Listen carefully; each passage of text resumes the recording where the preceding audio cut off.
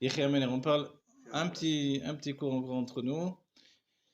Sur la Kedat Yitzhak, c'est important dans cette paracha de parler de la Kedat Yitzhak. C'est du début à la fin, on a fait les deux extrêmes. La Kedat Yitzhak, elle est particulière parce que elle est une chose et son contraire. Mais on n'oublie pas quelque chose quand même. Quand Dieu a promis à Abraham la terre d'Israël, l'air Lecha, etc., tu t'en iras de la maison de ton père, de ta terre, etc., où je vais vers un pays où coule le lait et le miel. Ok, il arrive en Eretz Israël, la famine. C'est-à-dire que Dieu, a priori, il fait une promesse, et puis la promesse, c'est ça, si tu veux. Où il est le miel, où il est le... Alors les sages, c'est vrai que les sages nous disent, Israël niknet be isurim. La terre d'Israël s'achète par des épreuves. On est tous passés par là, on connaît ce que ça veut dire. Tous les projets qu'on a pu mettre en place, etc., même ceux qui ont été très prudents, se retrouvent confrontés à une Eretz Israël, comme disaient les Meraglim, chez Ochelet et Yoshvea, qui dévore ses propriétaires. On va dire, alors, c'est quoi le but?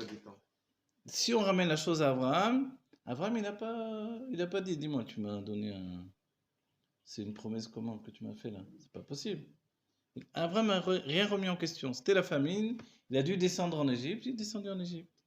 Il est remonté d'Égypte avec une grande richesse, parce qu'on lui avait volé Sarah, et que Sarah était accompagnée des anges qui frappaient là où elle mettait le doigt, elle disait vas-y, frappe ici, etc.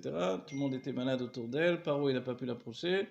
Finalement, il a dit tiens, reprends-la, pourquoi tu m'as pas dit que c'était ta femme? Ok. C'est très curieux de se dire mais pourquoi Abraham il a dû passer par ça? À nouveau, il s'est pas plaint à Dieu, il a rien dit. Il a accepté. Et c'est là où on voit que c'était une merkava, c'est-à-dire un véhicule de Dieu. Mais tu as un véhicule jusqu'à quel degré? On t'a pris ta femme, elle est partie dans la maison d'un rachat. Abraham, il dormait tranquille pendant ce temps, qu'est-ce qui s'est passé? Il était trop faible, etc. Quand on voit arriver les enfants de Yaakov, Yehuda qui arrive en Égypte, Yehuda, il dit Kamocha Paro quand il parle à Yosef. Il dit toi, tu es comme Pharaon, moi tous les deux je vous prends, je vous détruis tous et tous les soldats d'Égypte, je n'en ai rien à faire. Et Yosef se rend compte, c'est pas juste qu'il parle comme ça, non. Yehuda, il est capable de se lever, de tuer tout le monde. Et rien ne pourra l'arrêter.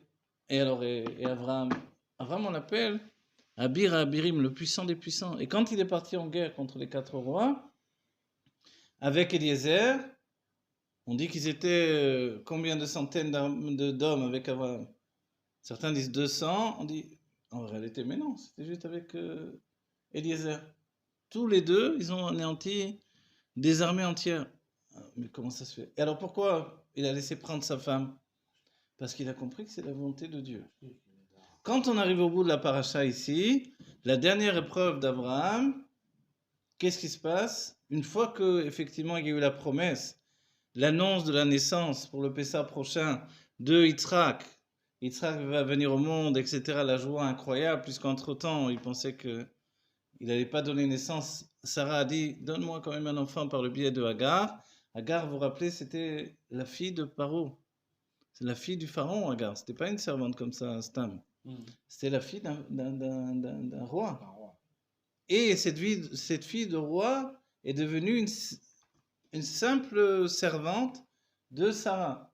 Le nom de Sarah au départ c'était Sarai, qui veut dire en fait princesse. Donc en fait elle a reconnu que celle qui portait la royauté de Dieu dans ce monde était plus élevée que le pharaon d'Égypte. Et ça en fait, on le reconnaîtra chez Bathia, la mère adoptive de Moshe Rabbeinu. Le nom Bathia, il veut dire la fille de Dieu. La même chose à nouveau, il vaut mieux être fille chez Dieu que fille d'un roi qui est rien par rapport à Dieu. Melech Malchem Melachim Akadosh Baruch Hu, le roi des rois, le Saint béni soit-il. Ok. Abraham Avinu, il reçoit cette dernière épreuve. Qu'est-ce qu'elle a de particulier? On dit qu'elle est plus difficile que toutes les autres.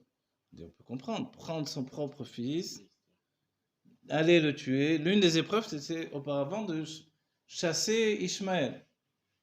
Mais Ishmaël, c'était quand même son enfant. Et Abraham, Abraham Moavi, c'est un homme d'amour. Il a eu cet enfant, il l'a choyé, il a aimé. Tout à coup, il doit le rejeter comme un malpropre. Il comprend rien. Et la femme que sa femme lui a donnée, Hachem lui dira tout ce que va te dire Sarah, écoute sa voix. On a déjà expliqué dans les cours précédents, quand c'est vraiment sa voix profondément, tu dois l'écouter. Et nous aussi, on sait quand la femme nous dit des trucs, Prends pas tout au sérieux, on va pas changer toute notre vie à chaque parole. Parce que si elle voit un message sur Facebook, elle va nous dire, après la voisine a parlé, elle va nous dire, après... Alors, on ne va pas changer toute notre vie à chaque parole. Alors, c'est quoi l'enseignement? C'est quand elle va te dire quelque chose qui vient vraiment d'elle, écoute sa voix. Quand tu entends que c'est sa voix profondément, alors tu sais que Dieu te parle à travers elle. On le sait, nous, chacun d'entre nous, quand elle parle profondément, notre femme, ça nous perturbe, ça nous bouscule profondément. On sait que c'est Dieu qui a décidé quelque chose. Abraham, ici, à ce dernier stade des choses, donc il a accepté même de chasser son fils. Finalement, Dieu lui dit, tu sais, celui qui va être ton descendant et qui va monter l'empire du peuple juif, l'armée des croyants finalement, Tzivot Hashem, lui, tu vas le prendre, non seulement tu vas le chasser, mais tu vas le tuer pour moi. Tu vas me l'offrir en sacrifice. Et on n'oublie pas qu'Abraham s'est battu toute sa vie contre ceux qui offraient les enfants en sacrifice à leur Dieu, de pacotille. Et Abraham s'est battu pour ça. Tout à coup, Dieu lui dit, tu sais quoi? Tu vas faire la même chose que les autres. Mais la différence, tu le fais pour moi. Moi, je ne suis pas une idole, je suis un vrai Dieu, je suis le Dieu des dieux. Et Abraham a expliqué que le Dieu d'Israël, c'est le Dieu monde. C'est-à-dire, c'est pas le Dieu du monde. C'est-à-dire qu'on est au-dedans de lui. Donc, s'il fait cette demande-là, finalement, on ne peut pas fuir. Yona, il a essayé de fuir. On peut fuir Dieu, non? Tu es sur la mer, sur la terre, tu vas où tu veux. Tu peux pas. Le secret du. Vous savez, le secret du poisson de Yona, c'est la tombe. Yona est mort, Hachem a fait Triat Ametim, il est revenu à la vie. Mais Yona, ça représente la malchoute du peuple juif, ça nous représente chacun d'entre nous. Quelquefois, on peut se dire, mais moi aussi j'ai envie de fuir. Essayez de me libérer un peu de cette de joug de la volonté de Dieu. Et Abraham, il sait bien qu'il ne peut pas fuir. Non seulement il sait bien qu'il ne peut pas fuir, mais il a une merkava. C'est-à-dire que Dieu lui dit à droite, il va à droite, à gauche, etc. Et il y avait, dans la chassidoute, on dira, les chassidim ont discuté de l'épreuve d'Abraham. Ils ont conclu qu'eux aussi, ils auraient fait, si Dieu leur a parlé directement. Alors nous aussi, c'est une chose qu'on pourrait faire, ça a l'air difficile. On dit oui, mais Abraham, lui, l'a fait Bessimcha. Il l'a fait avec joie et empressement. C'est pas qu'il a tardé le matin à se lever. Attends, aujourd'hui, je suis un peu fatigué, je vais voir, d'accord. Et puis, la larme à l'œil, il va prendre son fils, etc. Non, il a fait avec joie, comme toutes les autres mitzvot qu'il faisait. Et là, les chassidim ont dit, nous, Atkan, ça, on ne peut pas le faire. Bah oui. Mais en fait, profondément, c'est que tout ce qui fait ma valeur, si je ne suis pas capable d'y renoncer, finalement, tout ce que j'ai obtenu, tout mon travail, ça vaut rien. Vous vous rappelez, je vous avais dit un exemple d'après le Midrash. Korah a été voir Nachshon ben Aminadav et lui a dit, tu veux, je raconte à tout le monde qu'en fait, tu as sauté dans la mer le premier parce que tu tenais le cercueil de Yosef qui est en bois et qui flotte. Tu veux que je leur dise aux autres que c'est pour ça que tu as sauté le premier? Que ceux qu'on croit le héros d'Israël, en fait, ils savaient bien qu'ils n'avaient pas coulé. Hein? Moi aussi, je saute avec une bouée dans l'eau. Qu'est-ce qu'il y a? Et Nachshon, le héros du peuple juif, il n'a pas passé le cap. Il a dit non, ne fais pas ça, je t'en prie. C'était pas pour ça qu'il a fait. Hein? Ah oui, c'est le Midrash. C'est pas pour ça qu'il a fait. Hein? C'est pas pour ça qu'il a fait. Bien sûr, il n'a pas sauté en pensant. On te dit que l'eau lui arrivait jusque-là. Ouais, je sais. Mais il portait le cercueil de Yosef, n'empêche. Et Korah, qui était malin, il a attrapé sur ça. Il lui a dit, tu veux que je leur dise? Et lui, c'était pas sa kavana, mais du moment où... Il n'était pas le seul à porter le oui, mais c'était le premier à se jeter avec le cercueil. Et Korah, il a attrapé sur ça. C'était pas du tout sa kavana, il n'a pas fait pour ça, lui. Il a fait pour vraiment servir Dieu. Mais dès qu'on l'attrape là-dessus, va prouver aux autres que c'est pas pour ça maintenant qu'on a évoqué la chose. C'est ça qui est dur.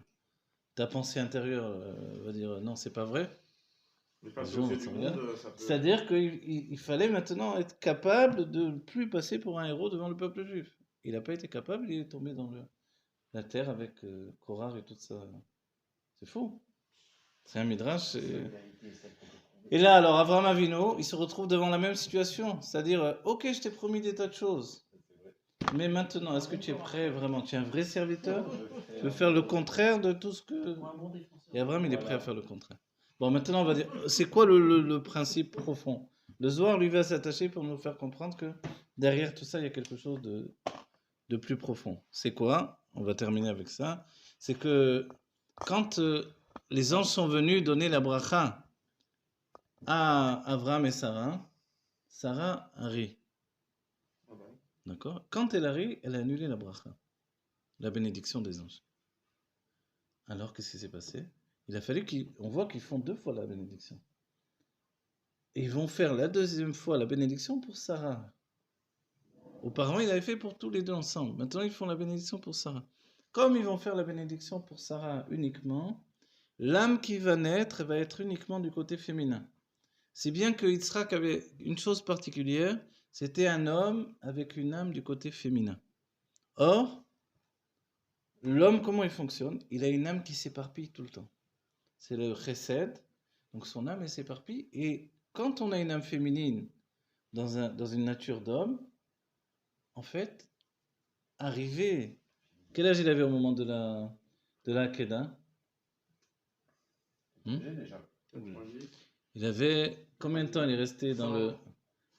Non, non. Mais non. Quoi? Les dessins de Goïm, ils les représentent comme un petit bébé. De Yitzhak. Ah, Yitzhak, je sais pas. Alors, il avait... Quel âge il est né? À quel âge il est... Il est né. Non, à quel âge il s'est marié avec Rivka? Rivka, elle avait quel âge? 3 ans, Rivka. 3 ans, ok. Et lui? Et lui, il s'est marié à quel âge avec elle? 40 ans. Combien de temps il est resté dans le Gan Eden? On dit 3 ans. Dans leur 40 moins 3, quel âge il avait? 37. Voilà, il avait 37 ans. Il avait 37 ans au moment de la Hakeda. Donc c'est plus les dessins d'égoïsme, on voit un petit bébé, tout ça, c'est pas exact. Il y avait que Rembrandt qui représentait un adulte parce il avait des commandes de juif, justement. Et certains disent qu'il était juif lui-même. Ok? Alors, qu'est-ce qui s'est passé? Pourquoi à l'âge de 37 ans, il n'avait plus de vie. Son âme était partie de lui. Parce qu'il avait qu'une âme féminine, du côté gauche. Yitzhak, c'est la gvoura, c'est la rigueur. Alors en réalité, Dieu voulait lui donner une âme masculine. Et c'était le moment de la Hakeda. La Hakeda, le but de la Hakeda, c'est de lui donner une âme masculine. Et pour ça, Dieu lui dit, apporte-le-moi maintenant en Corban. Et Dieu, c'est un Zohar, un Zohar qui parle de ça. Dieu, à ce moment-là, d'abord on dit que Abraham voulait quand même faire la mitzvah de l'égorger. Même quand il lui a dit stop. L'ange lui a dit d'arrêter, mais lui il a dit attends, c'est une histoire de quoi là? On s'amuse, je veux vraiment faire la mitzvah. Je suis sérieux quand j'ai dit que je voulais le faire. Que j'ai accepté de le faire, je dois le faire donc. Et on dit en fait que Yitzhak est mort, et c'est pour ça qu'il est resté 3 ans au Gan Eden. Il y a plein de midrashim, il y a le Zohar, il y a plein de textes là-dessus. 3 ans au Gan Eden, on dit, et le rabbi... On a dit qu'il lui a attrapé la main, donc oui, alors voilà, oui. On dit que la Kedat Yitzhak, ça représente comme le fait qu'on met les tefilin. Parce que la main droite, c'est Abraham, la main droite de la dame Arishon, c'est Abraham, c'est une âme générale. La main gauche, c'est Yitzhak. Et Akeda, ça ne veut pas dire Shrita. Il n'y a aucune fois où il y a dit le terme. Voilà, le terme français, c'est ligoté, c'est attaché, c'est lié. Donc quand on met les tefilin, c'est exactement comme Akedat Yitzhak, c'est vrai. Mais en réalité, il est quand même mort. Pourquoi? Pas parce que son père l'a égorgé, comme on peut penser, même s'il a fait couler un peu de sang. Même quelqu'un qui naît avec la Brit Mila, il faut lui faire couler un peu de sang. Pour qu'il y ait la mitzvah de la Brit Mila quand même. Alors, 3 ans, il est resté au Gan Eden. Le rabbi a une sikha entière pour nous dire, avant le mariage, il faut être comme Yitzhak au Gan Eden. Il faut aller étudier la Torah, faire sa smicha. C'était une demande du rabbi d'apprendre donc les halachot qui sont liés à la rabbano du Rav, c'est-à-dire d'avoir un Rav à la maison qui connaît la halachot, etc. Et en plus d'étudier Shabbat, etc. Et après, tu es préparé pour le mariage, pour que le mariage soit bâti sur l'édifice de la Torah. Après ces 3 ans, il est sorti du Gan Eden, et ce qui est intéressant, c'est qu'au moment de la Hakeda, regardez, à la fin de la Hakeda, qu'est-ce que le texte annonce? La naissance de Rivka. Pourquoi le texte l'annonce maintenant? Parce que tant qu'il avait une âme féminine, il ne pouvait pas avoir de Batzoug. Il ne pouvait pas avoir une âme sœur. Pourquoi? Parce qu'il était féminin lui-même. C'est seulement au moment où il reçoit une âme masculine, au moment de la Hakeda, que tout à coup est annoncé son Batzoug qui est Rivka. Comprenez? Et après, et je termine avec ça, il y a... Qu'est-ce qu'on lit à l'Haftara? On lit l'Haftara sur Habakkuk. En fait, au début, on ne sait pas c'est Habakkuk, mais on explique. Elisha est venu faire Triatametim sur un enfant. Vous vous rappelez de ça? C'est un zohar magnifique, magnifique. Il y avait la Shunamite, toute une femme. Après, on demande est-ce que c'est elle, c'est pas elle. Et quoi qu'il en soit, une femme qui recevait Elisha dans sa maison. Elle avait construit même voilà, une mezzanine, on dit voilà, une alia dans la maison pour qu'il soit tout seul, qu'il est, avec une table, un lit et une lanterne, on va dire, une menorah. Et elle avait vu que c'était un homme kadosh. Elle a dit, comment tu as vu que c'était un homme kadosh? Parce que quand il venait, il n'y avait jamais une seule mouche dans la maison. Jamais une seule mouche quand il était là. Elisha, il était 2 fois plus élevé que Eliaou parce qu'il a demandé d'avoir Pamaim Imcha, 2 fois tout ce que tu es.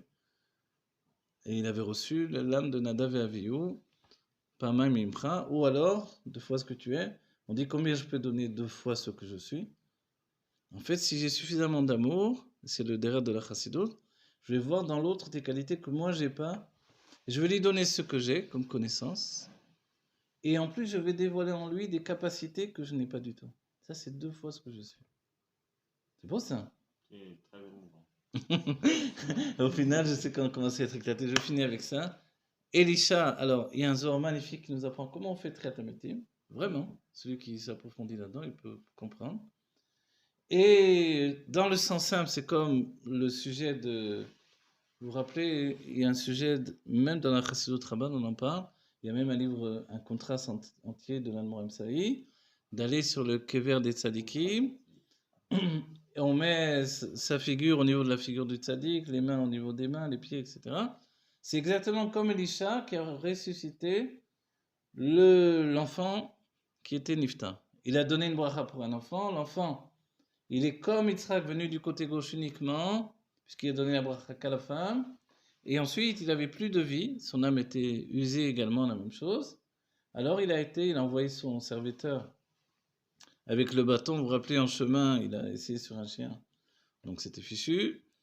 Et je fais courte l'histoire, il arrive, il a fait ça lui-même, et le Zohar explique exactement comment on fait Triatametim, la résurrection des morts. Pachout, dans le sens simple, c'est on continue l'âme au-dedans de nous, l'âme elle a quitté le corps. On lui donne le goût du corps par notre propre corps. Évidemment, c'est une prière immense. On la rentre dans notre corps et par la bouche et les narines, on l'insuffle dans le corps du niftar. Il ne faut pas avoir peur du mort. Et le Baal Shem Tov l'a fait avec un petit enfant. Il est dit qu'ensuite, il a reçu des fouets de feu parce qu'il avait été interdit de le faire. Il a fait contre la permission du ciel. Mais Elisha va le faire. Et l'enfant qui vient au monde, en fait, ça va être le prophète Habakkuk. Habakkuk, le nom lui-même vient de Shnei Chibukim, on dit. Je ne sais pas comment on dit en français. Deux câlins. Ouais, 2 câlins, 2 enserrements comme ça. Quand on dit embrasser, enfin. En français, quand on dit embrasser, c'est les bras. On est habitué à embrasser avec la bouche, mais embrasser, c'est prendre dans ses bras, en fait. Il a eu sa mère qui l'a pris dans ses bras la première fois, la deuxième fois, c'était Elisha qui l'a pris dans ses bras. Voilà. En fait, tout ça, l'histoire de la Kedah, c'est une histoire de Triatametim, de résurrection des morts. C'est ça le vrai secret qui se passe autour de ça. Et c'était une nécessité pour Yitzhak de recevoir une âme masculine, sans laquelle finalement, non seulement on n'a pas de batzoug, on n'a pas d'âme sœur, mais on ne peut pas avoir une vie extrêmement longue. Parce que l'âme, elle s'éparpille, elle se donne, etc. Et puis, on a étudié pas mal de choses qui nous donnent de comprendre un peu plus. Les Chaim et les Bracha, que l'on vive la Géoula Mitzvah Shlema, que l'on soit riche spirituellement, matériellement, matériellement, spirituellement, et que voilà, de ce cours, on parte ensemble au Beth Amikdash, Teref Umen Mamash. Voilà, que Dieu bénisse tous les enfants d'Israël, et qu'on voie bientôt de nos yeux Avraham Avinu et tous les tzadikim. Amen. Amen.